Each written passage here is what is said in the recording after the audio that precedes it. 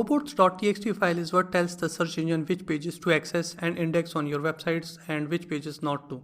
For example, if you specify in your robots.txt file that you don't want the search engines to be able to access your page, that page would not be able to show up in the search results and web users would not be able to find it. Keeping the search engine from accessing certain pages on your website is essential for both the privacy of your websites and for your SEO. I will explain why this is and provide you the knowledge of how to set up a good robots.txt file. Search engine sends out tiny programs called spider or robots to search your websites and bring information back to the search engine so that the pages of your websites can be indexed in the search results and found by web users. The robots.txt file instructs these programs not to search pages on your website which you designate using a disallow command. For example, the following robot text commands user agent / disallow / contact us would block all the search engine robots from visiting the following page on your website. http / your website / thank you. Notice that before the disallow command you have the command user agent static. The user agent part specifies which robots you want to block and could also read as follow. User Google agent Google board. This command would only block the Google robots, which other robots would still access the page. However, by using the static character you is specifying the commands below, it refers to all robots. Your robots.txt file would be located in the main directory of your website, for example. Why some pages needs to be blocked? There are 3 reasons why you might want to block a page using the robots.txt file. First, if you have a page on your website which is duplicate of another page, you don't want the robots to index it because they would result in duplicate content which can hurt your SEO.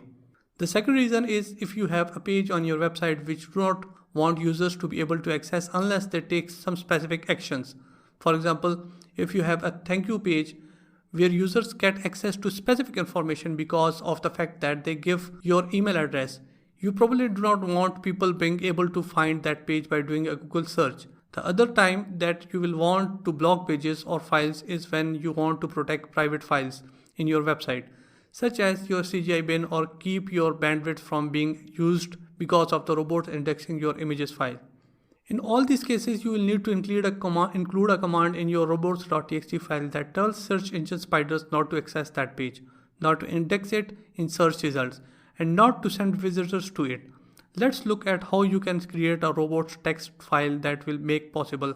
Creating a robot text by setting up free Google Webmaster Tool account, you can easily create a robots.txt file by selecting crawler access option under the site configuration options on the menu bar. Once you are there, you can select generate robots.txt and set up a simple robot.txt file as an example below.